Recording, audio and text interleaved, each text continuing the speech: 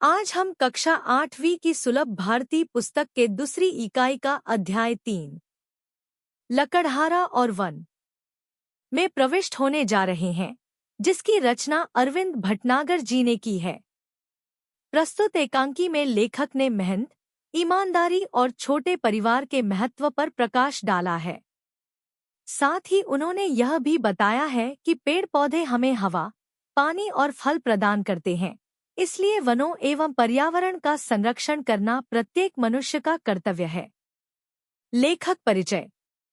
अरविंद भटनागर जी एक प्रसिद्ध एकांकीकार हैं।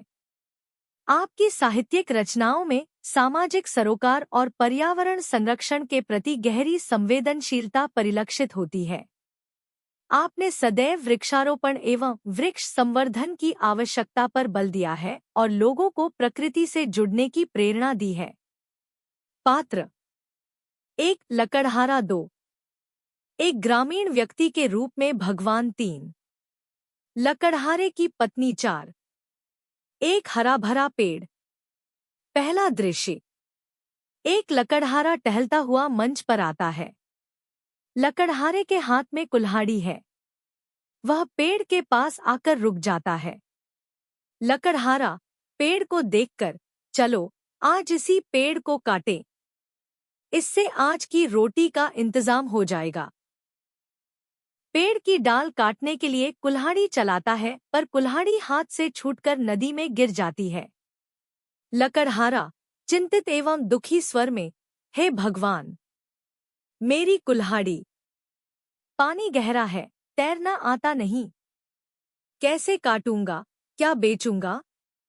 आज बच्चे क्या खाएंगे? इसी बीच भगवान ग्रामीण व्यक्ति का वेश धारण कर मंच पर आते हैं। ग्रामीण, बड़े दुखी लग रहे हो। क्या हुआ? लकड़हारा दुख भरे शब्दों में, क्या कहूँ भाई, अचानक मेरी कुल्हाड़ी नदी के गहरे पानी में गिर पड़ी। मेरा तो सब कुछ चला गया। ग्रामीण, हाँ भाई, तुम्हारा कहना तो ठीक है। लकड़हारा भाई, तुम मेरी मदद कर सको तो बड़ा उपकार होगा। ग्रामीण, ठीक है, तुम दुखी मत हो, मैं कोशिश करता हूँ। यह कहकर ग्रामीण नदी में कूदा और एक चांदी की कुल्हाड़ी निकालकर बाहर आया। अरे भाई, तुम कितने भाग्यवान हो। लो, तुम्हारी चांदी की कुल्हाड़ी। लकड़हारा, नहीं भाई, यह कुल्हाड़ी मेरी नहीं है। ग्रामीण, ठीक है, एक बार फिर कोशिश करता हूँ। नदी में फिर कूदता है और सोने की कुल्हाड़ी निकालकर बाहर आता है। लकड़हारा आश्चर्य से, क्या कुल्हाड़ी मिल गई भाई? ग्रामीण, हाँ, मिल गई। लो, यह सोने की कुल्हाड़ी। लकड़हारा, नहीं भाई, मैं तो बहुत गरीब हूँ। यह सोने की कुल्हाड़ी तो मेरी है ही नहीं। दुखी होकर, खैर, जाने दो भाई, तुमने मेरे लिए बहुत कष्ट उठाए। ग्रामीण बीच में ही, नहीं भाई नहीं, इसमें कष्ट की क्या बात है। मुसीबत के समय एक दूसरे के काम आना तो हमारा धर्म है। मैं एक बार फिर कोशिश करता हूँ। ग्रामीण नदी में कूदकर लोहे की कुल्हाड़ी निकालता है। ग्रामीण, लो भाई, इस बार तो यह लोहा ही हाथ लगा है। लकड़हारा अपनी लोहे की कुल्हाड़ी देखकर खुश हो उठता है। तुम्हारा यह उपकार मैं जीवन भर नहीं भूलूंगा। भगवान तुम्हें सुखी रखें। ग्रामीण, एक बात मेरी समझ में नहीं आई। लकड़हारा हाथ जोड़कर, वह क्या? ग्रामीण, मैंने तुम्हें पहले चांदी की कुल्हाड़ी दी, फिर सोने की दी, तुमने नहीं ली। ऐसा क्यों? लकड़हारा, दूसरे की चीज को अपनी कहना ठीक नहीं है। मेहनत और ईमानदारी से मुझे जो भी मिलता है, वही मेरा धन है। ग्रामीण चला जाता है और भगवान के रूप में मंच पर फिर से आता है। भगवान, धन्य हो भाई, मैं तुम्हारी ईमानदारी से बहुत प्रसन्न हूँ, लेकिन एक शर्त पर। तुम हरे भरे पेड़ों को नहीं काटोगे, नहीं लालच में पड़कर जरूरत से अधिक सूखी लकड़ी काटोगे। लकड़हारा, मुझे शर्त मंजूर है। पर्दा गिरता है। दूसरा दृश्य, मंच पर लकड़हारा सो रहा है। मंच के पीछे से उसकी पत्नी आवाज देती है।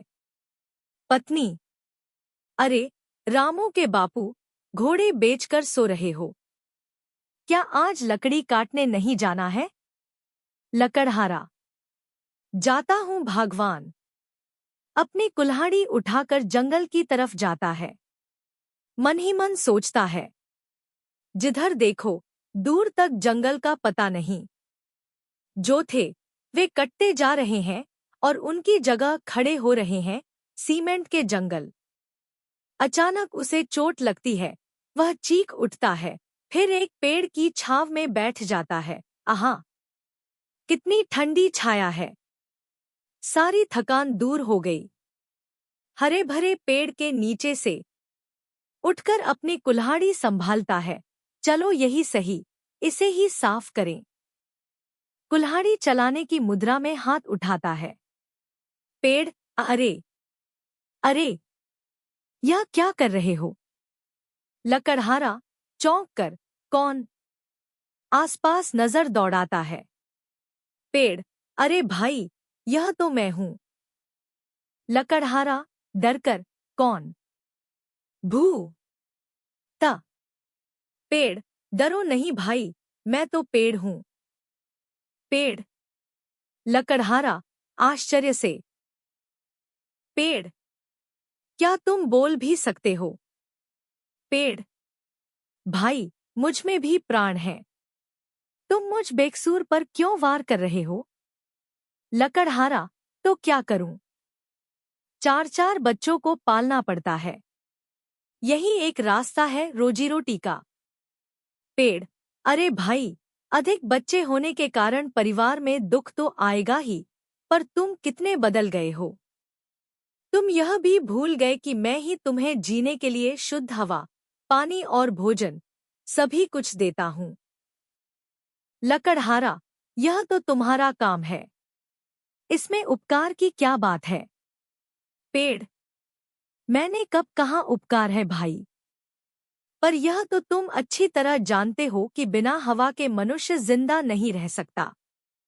उसे सांस लेने के लिए शुद्ध हवा तो चाहिए ही, और हवा को शुद्ध करने का काम मैं ही करता हूँ।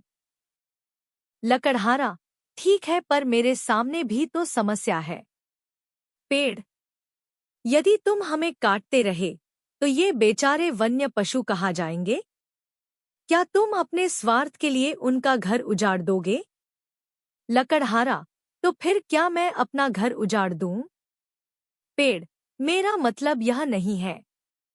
यदि तुम इसी तरह हमें काटते रहे तो अच्छी वर्षा कैसे आएगी और एक दिन? लकड़हारा, तुम्हारी बात तो ठीक है, पर अब तुम ही बताओ मैं क्या करूं? पेड़, कम से कम अपने हाथों अपने ही पैरों पर कुल्हाड़ी तो मत मारो। कभी हरा भरा पेड़ मत काटो। उन्हें अपने बच्चों के समान पालो ताकि चारों ओर हरियाली छाई रहे। लकड़हारा हामी भरता है। उसी समय पर्दा गिरता है। सारांश, इस एकांकी में एक गरीब लकड़हारे की कहानी है जो ईमानदार और मेहनती है। उसकी कुल्हाड़ी नदी में गिर जाती है।